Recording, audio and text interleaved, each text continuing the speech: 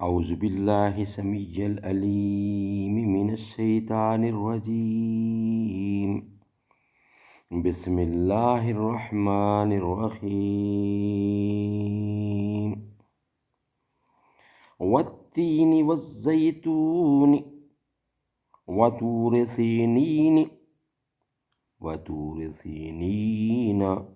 وهذا البلد الامین، لقد خلقنا الانسان فی احسن تقویم ثم رددناه اسفل سافلین، الا الذین آمنوا وعملوا الصالحات فلهم اجر غیر ممنون، فما یکذبک بعد بالدین، الیس اللہ باحکم الحاکمین۔ صدق اللہ العلی العظیم۔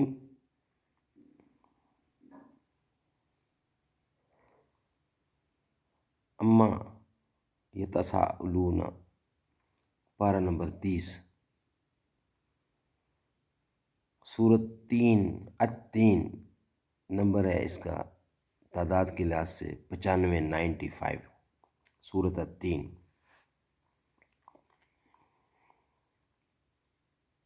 اس کی 8 آیتیں ہیں۔ بسم اللہ الرحمن الرحیم، اور یہ مکہ میں نازل ہوئی۔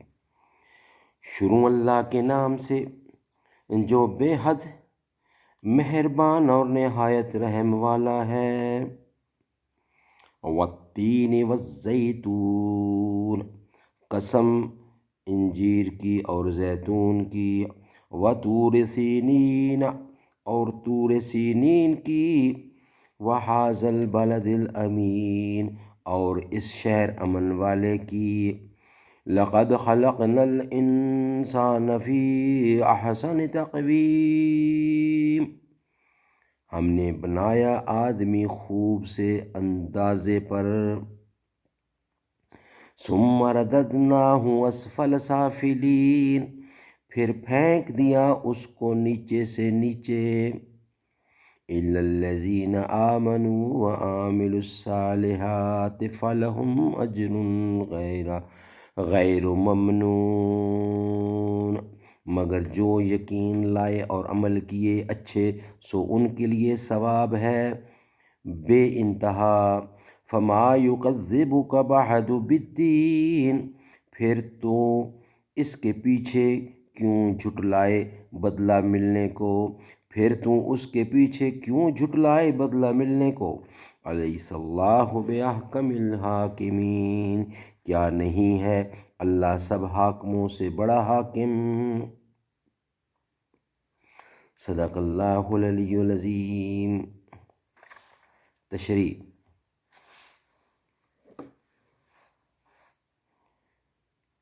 انجیر اور زیتون دونوں چیزیں نہایت کثیر المنافع اور جامع الفوائد ہونے کی وجہ سے انسان کی حقیقت جامع کے ساتھ خصوصی مشابہت رکھتے ہیں، اسی لیے لقد خلقنا الانسان فی احسن تقویم کے مضمون کو ان دونوں کی قسم سے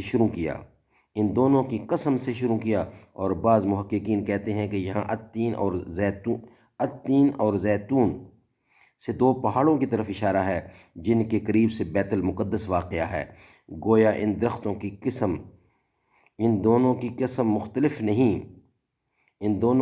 مختلف نہیں بلکہ اس مقام مقدس کی قسم کھائی ہے جہاں یہ درخت بکثرت پائے جاتے ہیں، اور وہی مولد و محبس حضرت مسیح علیہ السلام کا ہے، یعنی وہاں مبعوث ہوئے ہیں۔ طور سینین یا طور سینا وہ پہاڑ ہے جس پر حضرت موسیٰ علیہ السلام کو اللہ تعالیٰ نے شرف ہم کلامی بخشا، اور امن والا شہر مکہ معظمہ ہے جہاں سارے عالم کے سردار حضرت محمد رسول اللہ صلی اللہ علیہ وسلم مبعوث ہوئے، اور اللہ کی سب سے بڑی اور آخری امانت قرآن کریم اول اسی شہر میں اتاری گئی۔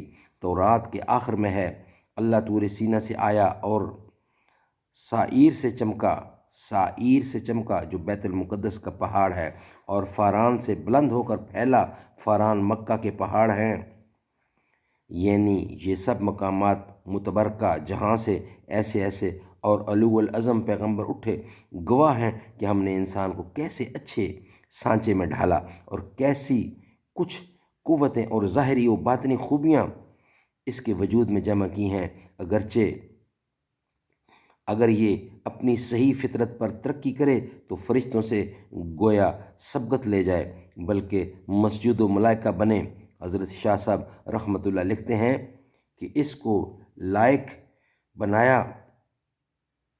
بنایا فرشتوں کے مقام کے، پھر جب منکر ہوا تو جانوروں سے بدتر ہے جو کبھی کم یا ختم نہ ہوگا۔ یعنی اے آدمی، ان دلائل کے بعد کیا سبب ہے جس کی بنا پر سلسلہ جزا و سزا کا انکار کیا جا سکتا ہے؟ یا یہ خطاب نبی کریم صلی اللہ علیہ وسلم کو ہوگا؟ یعنی ایسے صاف بیانات کے بعد کیا چیز ہے جو منکرین کو جزا کے معاملہ میں تمہاری تکذیب پر آمادہ کرتی ہے؟ خیال کرو، انسان کو اللہ نے پیدا کیا اور بہترین شکل و صورت میں پیدا کیا۔ اس کا قوام ایسی ترکیب سے بنایا کہ اگر چاہے تو نیکی اور بھلائی میں ترقی کر کے فرشتوں سے آگے نکل جائے، کوئی مخلوق اس کی ہمسری نہ کر سکے۔ چنانچہ اس کے کامل نمونے